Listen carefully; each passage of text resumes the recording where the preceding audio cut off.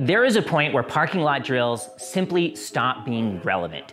Techniques that may work fine in second gear on a giant pancake of asphalt can very often crumble when confined to the width of a lane of traffic and at real-world speeds. Many years ago, I was asked to help the Utah Highway Patrol with their high-speed cornering skills. Yeah, they had mastered cone drills with remarkable ease, but those cone skills simply did not translate into real-world situations like downhill blind corners, where despite all their training and confidence, they really struggled. They wanted help reducing risks during high-speed pursuits. Now, I'm not saying that parking lot drills are worthless, not at all. Parking lot drills are a great way to get started riding, build comfort on the bike, or to learn specific skills like braking or whatever. But we're not dying in parking lots. We're dying out on the open highways and mountain roads, most often from running wide in corners. We need to be able to practice not only in environments that mimic where we ride, we need to be able to practice at the speeds we normally ride.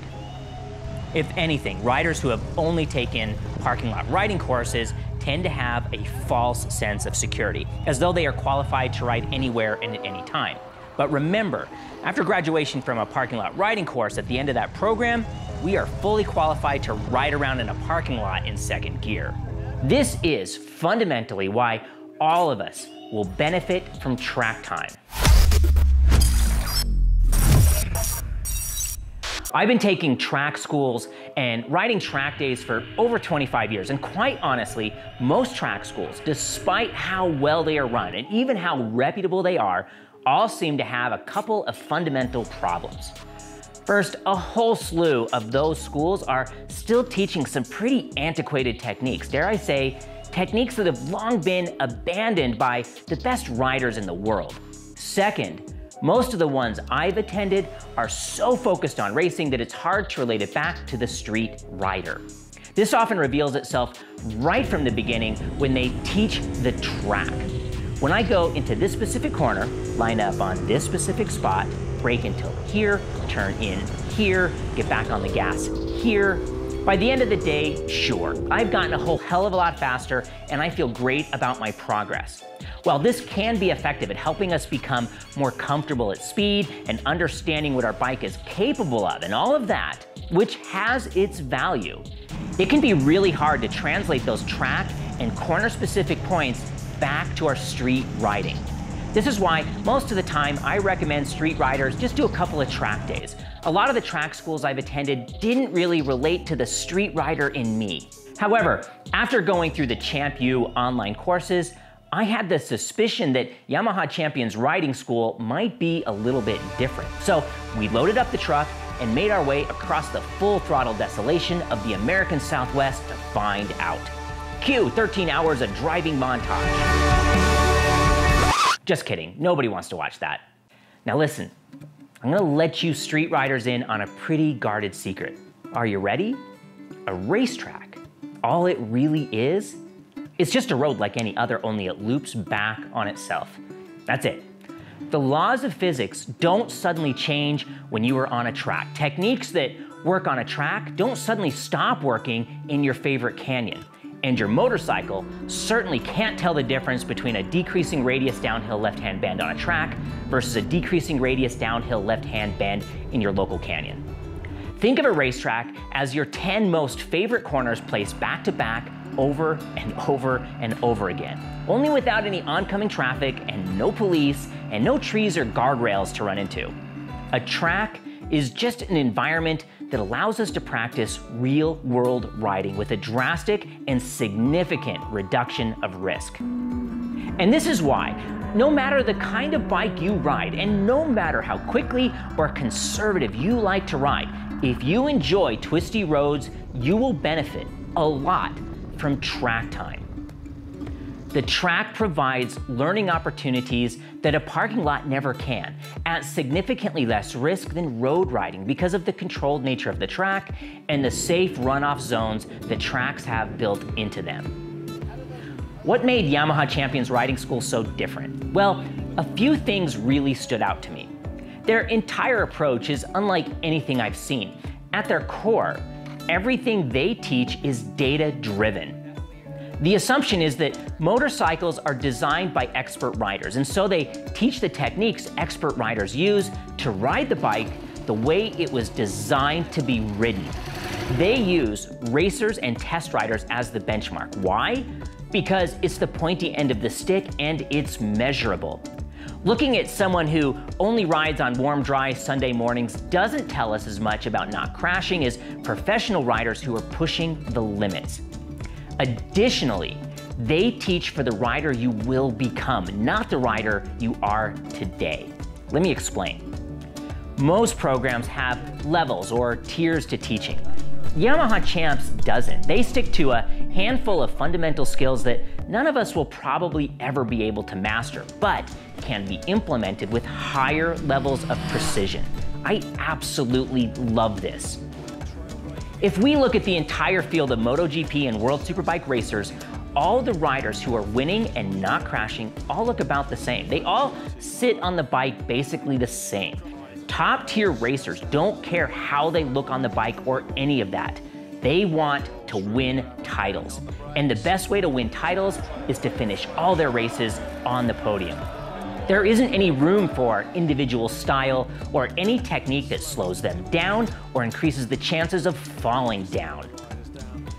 Their title-winning techniques are the ones we need to be learning and using, which is where Yamaha Champions Riding School builds their curriculum from.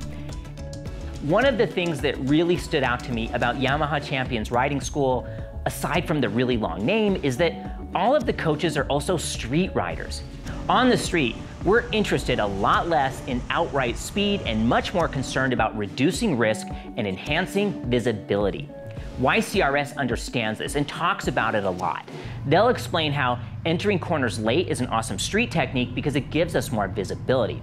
But on the track, in some types of corners, entering late may not be the fastest way through that kind of corner. The beauty of this is that it teaches us, the riders, the difference and gives us the ability to make those decisions in our own riding based on our situation. Teaching how to read corners, not just teaching the track, is far more helpful than teaching a specific track corner by corner. It teaches us how to ride any corner. I'm sorry, I get a little excited here because this is the way, man. What I loved about this program is that it's objective-based. Like, the objective is to get the bike turned, stay in your lane, and get a fast and safe exit. In 25 years of different kinds of track schools, I've never seen anything quite like this. So I want to talk about what I learned because I'm pretty excited about it. And this is the awesomeness of getting face-to-face coaching. Someone is looking at us, seeing exactly what we are doing. In my case, I wanted to find more precision in my riding. I wasn't always getting the bike exactly where I wanted it all the time. This is what I went in looking for and exactly what I came away with. You see, when I was at pace, carrying a lot of lean angle, I would get nervous and I would give up on the brake too soon. Because for a lifetime, I was taught to be afraid of my brakes in corners. I knew I needed to stay on the brakes, and I knew that when I gave up on them, the bike stopped turning and maintained its radius, and as a result, the bike wouldn't end up exactly where I wanted. The coaches worked with me on this, made me focus a lot more on how long I was braking and how I was releasing my brake lever. They made me focus a lot on that last 5% of braking. They really worked with me on the concept that I shouldn't be afraid of my controls, but to be afraid of abruptness. It was awesome. For someone like me who has been doing this for so long, to get such personalized help that was so specific to my situation, man, I'm telling you guys, this has not normally been my experience. And when you go, they will have that pearl that is specific to you and what you are looking for. I'll tell you this, as someone who has coached for well over 20 years now, I tried to be the student that I like to see.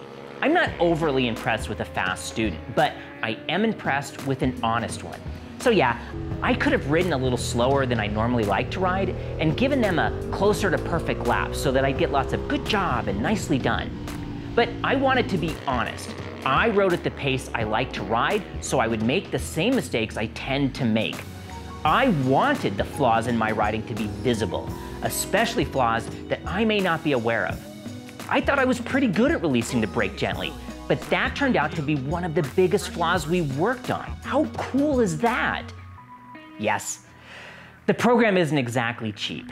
It's an investment in yourself to be sure, but you can also reduce the cost of the program by riding your own bike. You don't have to rent one of theirs, and you don't have to ride a super bike. Seriously, just looking at the bikes in the school I attended, you can ride your bike in their program no matter what kind of bike it is. I love that because I love all kinds of bikes, not just the ones wrapped in plastic.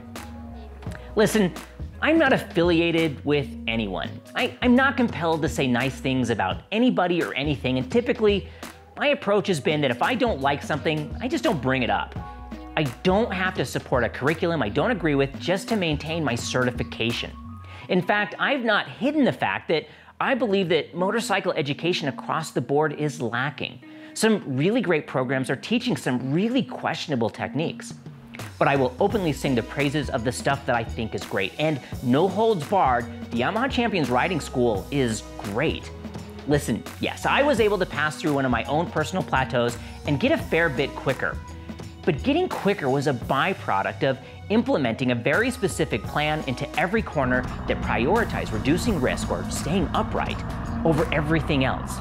Yes, we may be slower in some places, but the YCRS plan of attack focused those slow parts where the risk was greatest so that we could be faster in the places where the risk is lower.